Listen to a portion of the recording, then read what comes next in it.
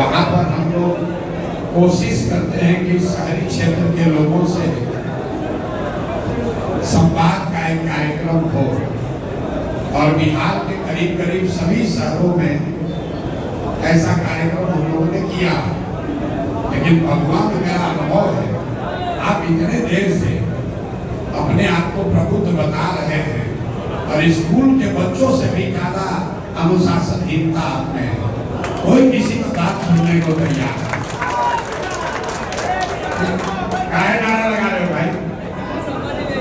काहे नारा लगा रहे? बड़ा बड़ा बात कर रहे हैं, बिहार कैसे सुधरेगा, समाज कैसे सुधरेगा। आप चैन से 10 मिनट बैठ नहीं सकते हैं, आप क्या सुधारिएगा? खाली लंबा लंबा सवाल किए जा रहे हैं। भैया शिक्षा कैसे सुधरेगा, भैया भ्रष्टाचार कैसे खत्म होगा। भाई कुछ नहीं होगा जब तक आप और हम नहीं सुधरिएगा, तब तक कुछ नहीं सुधरने वाला। आप कितना आपको चिंता हो रहा है। कोई शिक्षक नेता खड़े होके कह रहे हैं शिक्षकों के लिए क्या कीजिएगा। अरे भाई, जब आप अपने लिए कुछ नहीं कर पा रहे तो हम आपके लिए क्या करेंगे? कुछ नहीं करेंगे। आप शिक्षक होकर ये नहीं समझ रहे हैं कि जब जहाज डूबेगा तो उसमें बैठा हुआ हर व्यक्ति डूबेगा। जब शिक्षा व्यवस्था खराब होगी तो उसमें शिक्षक का सैलरी कैसे बढ़ जाएगा। तो इसी बिहार में पहले शिक्षकों को गुरुजी कहा जाता है, फिर मास्टर हुए, फिर अब मास्टरवा हो गए, और आपको उसका ज्ञान नहीं है। आप लोग अपने सैलरी के लड़ाई में लगे हुए। मेरा सैलरी बढ़ा दीजिए। सैलरी तो बढ़ना ही चाहिए। 2000 से बढ़ के 40-45 हजार हो गया, लेकिन आप गुरु जी से मास्टरवा भी बन गए इसी में, क्योंकि शिक्षकों ने शिक्षा की बात छोड़कर खाली अपनी बात शुरू कर दी। तो हम भाई ये बात नहीं करते कि हम शिक्षक के लिए क्या करेंगे, महिला के लिए क्या करेंगे। ये सब बात हम लोग नहीं करते। अगर आप जन सुराज से जुड़े हैं तो अगर आप हमारे बात को कुछ भी सुन रहे हैं 2-3 साल से, तो हम लोग ये वर्गों की बात नहीं करते। जब तक बिहार नहीं सुधरेगा तो उसमें ना शिक्षक सुधरेंगे, ना मुखिया सुधरेगा, ना महिला सुधरेगी, ना वृद्ध सुधरेंगे, ना किसान का सुधार होगा। तो हम लोग बिहार को सुधारने की बात कर रहे हैं। और आप अपना दशा देखिए। हम आपके सारे सवाल सुन रहे थे। एक व्यक्ति ने पीछे से सवाल पूछा, जो कि पहली बार मैं सुन रहा हूं किसी सभा में, कि यहाँ की कार्य संस्कृति को कैसे सुधारिएगा।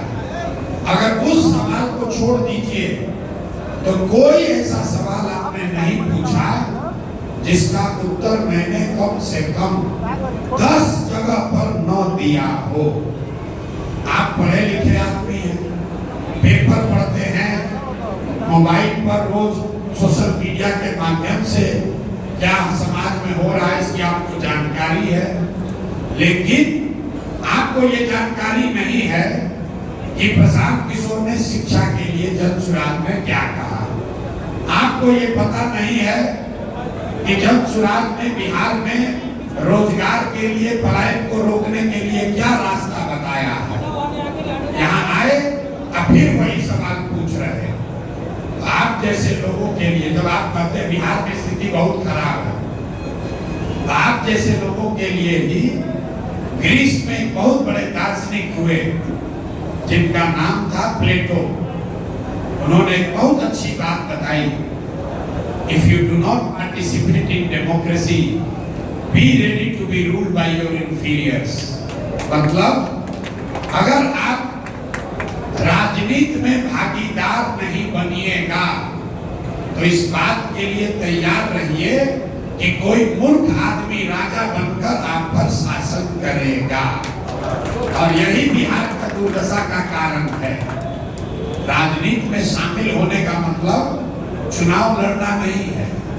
राजनीति में शामिल होने का मतलब हर आदमी वोट की राजनीति करे ये जरूरी नहीं है, आप कोई दल ज्वाइन कर ले ये जरूरी नहीं है। राजनीति में शामिल होने का मतलब ये है कि जिस राजनीति से आपका और आपके बच्चों का भविष्य तय होता है, कम से कम आपको जानकारी तो होनी चाहिए कि उसमें हो क्या रहा। 3 बरस से ये प्रयास चल रहा, आप अपने घर में बैठे हुए सोच रहे हैं कुछ होगा तो देखेंगे।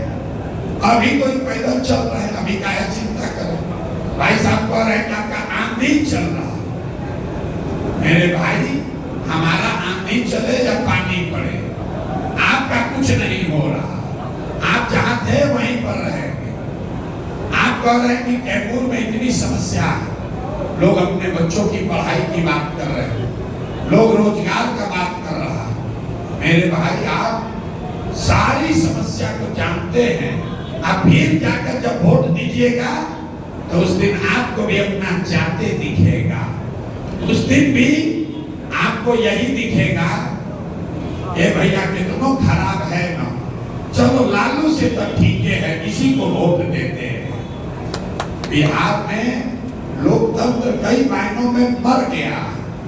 30-35 साल से नेताओं के मन से ये डर ही खत्म हो गया है कि हम काम नहीं करेंगे तो जनता हमको हराएगी। लोगों को पता है कि आप कितना भी बात कर लीजिए, कितना भी भाषण दे लीजिए, हंस के गा के गरिया के वोटवा वैसे ही दीजिएगा जैसे पहले दिए थे। आप अपने दिल टटोल लीजिए, आप लोग बदलने वाले नहीं हैं, तो कैसे सुधार होगा? नहीं सुधार हो सकता। लोग हमसे पूछता है कि भैया आप पर क्यों भरोसा करें? साहब खड़े होकर पूछ रहे थे, आप तो पहले भी सलाह दिए थे लोगों को, तब सुधार नहीं हुआ, अब आप पर भरोसा क्यों करें? बात तो ठीक है। अब बताइए, अपने आप को प्रबुद्ध करने वाले लोग, आप हमसे पूछ रहे हैं कि आप पर भरोसा क्यों करें? मेरे भाई, हम शक्ल से थके हुए दिख सकते हैं, लेकिन इतने बेवकूफ तो नहीं हैं कि अगर आपको हमको ठगना होगा तो क्या कहेंगे कि हम आपको ठगेंगे? ये कोई कहेगा? आप कह रहे हैं आप ठगिएगा नहीं ना, आप पर भरोसा कर लें। तो जिसको आपको धोखा देना होगा, जिसको आपके साथ विश्वासघात करना होगा, वो खड़े होकर कहेगा कि हम तुमको ठगने वाले हैं। इस सवाल का कोई मतलब ही नहीं है, लेकिन आपने सवाल पूछा है तो जवाब तो देना ही पड़ेगा।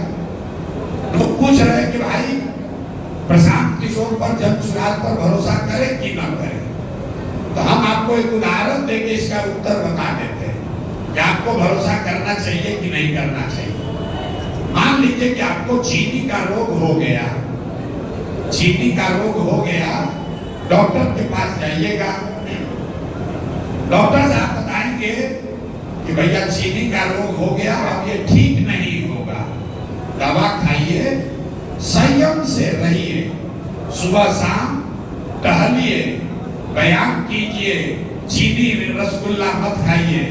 आप घर पर आइएगा, अपने पत्नी को बच्चे को बताइएगा भैया चीनी का रोग हो गया, डॉक्टर बोला है ठीक तो नहीं हो गए, भाई पीछे हट जाओ, काहे खड़े इधर हटो, तुम्हीं को बोल रहे हैं मीडिया वाले, आप इधर आइए, काहे पीछे खड़े?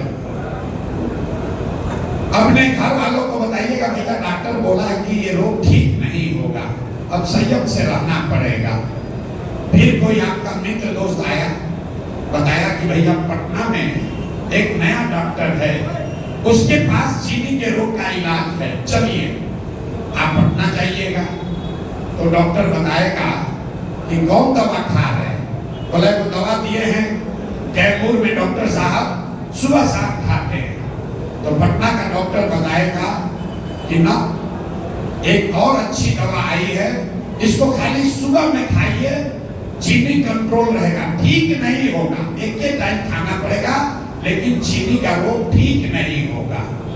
आप अपने घर आ गए, आपका मन महसूस लिया अब आपने कि भैया कुछ हो, अब जीवन भर चीनी के रोग के साथ ही जीना है। फिर अचानक से आपको खबर मिली कि भैया दिल्ली में एक डॉक्टर आया है, उसके पास चीनी के रोग का इलाज है, आप वहां पहुंचिएगा। आप तो व्याकुल है, आप अपने रोग का इलाज चाहते हैं, तो डॉक्टर से आप मिले।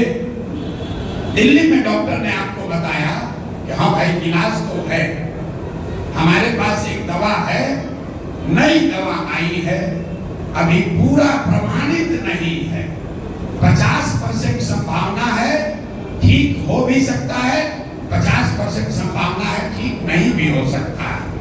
आप अगर बहुत समझदार आदमी हैं तो आप डॉक्टर से पूछिएगा ये भैया इसको खाने से कोई नुकसान तो नहीं ना होगा। तो डॉक्टर ने आपको बताया कि ना नुकसान नहीं होगा, लेकिन सही होगा कि नहीं उसकी संभावना 50% है। तो आप क्या कहिएगा कि ठीक है भैया 50% चांस है ना, चलिए दीजिए हम ट्राई करते हैं। तो जनसुराज वही नई दवा है, ये इसमें कोई गारंटी नहीं है। आपका उत्तर दे रहे हैं, कोई गारंटी नहीं है कि जो हम कह रहे हैं वो सही होगा, लेकिन वो सही हो भी सकता है, सही नहीं भी हो सकता है। लेकिन आपके पास विकल्प क्या है? आपके पास कांग्रेस है, आपके पास राजद है, भाजपा है, जदयू है, जो वही दवा है जो 30 वर्ष से खा खा के आप देख लिए, अब इससे सुधार नहीं हुआ। तो मेरे भाई भभुआ के कैमूर के समझदार लोग, आप तय कर लीजिए कि 30 वर्ष से जो दवा खा रहे हैं वो एक्सपायर दवा खाना है कि जनसुराज का नया दवा खाना है। आप तय करो भाई। अगर आपको लगे कि ना भैया हमको पुरनके ठीक है तो पुरनके के साथ रहिए, नया दवा ट्राई कीजिएगा तो उसमें 50% का रिस्क है। ये कोई गारंटी नहीं कर सकता है।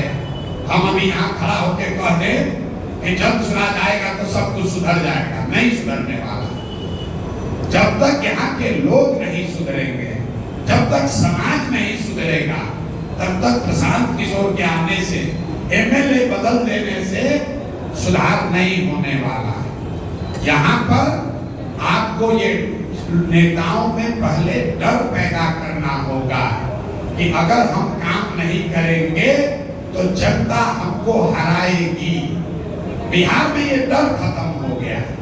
कल होके अगर जनसुराज आ जाए और जनसुराज के नेताओं को भी पता चल जाए कि हमको जनता वोट देगी ही देगी, तो जनसुराज का नेता भी काम नहीं करेगा। मैं आपको इसका उदाहरण बिहार में देखिए, जनसुराज का जब व्यवस्था बनेगा तब बनेगा। आज तो कोई एमएलए एमपी नहीं है, लेकिन जनसुराज के इस प्रयास से आप देख रहे हैं कि भय कितना है। जो वृद्धों का, विकलांगों का, विधवाओं का पेंशन 20 वर्ष नहीं बढ़ा, 20 वर्ष में वृद्धों का पेंशन 400 रुपया से बढ़कर 410 नहीं हुआ, वो जनसुराज के डर से एक ही बार 1100 हो गया। ये प्रशांत किशोर की ताकत नहीं है, जनसुराज तो अभी आया ही नहीं है, ये लोगों की ताकत है। इस देश में 5 ऐसे राज्य हैं जिसमें इस देश की 1/3 अर्थव्यवस्था है। 1/3 अर्थव्यवस्था सिर्फ 5 राज्य में है। वो कौन कौन से राज्य हैं? केरल, तमिलनाडु, आंध्र प्रदेश, तेलंगाना और कर्नाटक। ये 5 ऐसे राज्य हैं जहां पूरे देश का 1/3 अर्थव्यवस्था है। इन 5 राज्य में अलग अलग भाषा बोली जाती है, अलग अलग लोगों की सरकार है, वहां पर भी बड़ा भ्रष्टाचार है, बिहार से भी ज्यादा है। वहां पर भी इसी देश का संविधान है। फिर वहां ऐसा क्या हुआ, जब देश आजाद हुआ तो ये 5 राज्य करीब करीब बिहार के बराबर ही थे। फिर वहां क्या बदला, तो पिछले 78 साल में इन 5 राज्यों में एक चीज हुआ है। आज तक 78 साल में इन पांचों राज्यों में कोई दल, कोई नेता आज तक 10 वर्ष से ज्यादा मुख्यमंत्री नहीं बना है। लोग पलटते रहते हैं, जो भी आए काम करो नहीं करो उसको पलटता है। बिहार में क्या है, एक बार लालू जी को पकड़ के लटक गए तो 30 वर्ष उसी को देते रहिएगा। वहां से छूटकर नीतीश में आ गए तो अब नीतीश के आगे आपको कोई दिखता ही नहीं है। मेरे भाई, जिसको भी वोट देना है दीजिए, लेकिन आपका वोट, आपका भरोसा, आपका विश्वास ये 5 वर्ष के लिए है, जीवन भर की बंधुआ मजदूरी नहीं है। बिहार में जिसका पैर पकड़ लिए अब पूरा जीवन ता उम्र उसी को वोट देते रहिएगा, इसीलिए ये दुर्दशा है। तो जन सुराज आपकी पहली मदद ये कर रहा है कि आपकी राजनीतिक बंधुआ मजदूरी खत्म हो। लालू के डर से भाजपा और भाजपा के डर से लालू को वोट देने की जो आपकी मजबूरी है उसको खत्म किया जा रहा है और उसका लाभ ऑलरेडी सरपंच को मिल रहा है। आपका वृद्धा पेंशन बढ़ गया, रोज नौकरियों की वैकेंसी की घोषणा हो रही है, आशा का मानदेय बढ़ गया, रसोईया का सैलरी बढ़ गया। क्यों? क्योंकि एनडीए को लग रहा है कि अगर ये लोग नाराज रहे तो कहीं न कहीं जनसुराज में भी कुछ वोट चला जाएगा। अगर ये जनसुराज नहीं होता तो एनडीए वाले सोचते कि भैया कितना भी परेशानी है, लालू जी के डर से हम ही को वोट देगा। तो मेरे भाई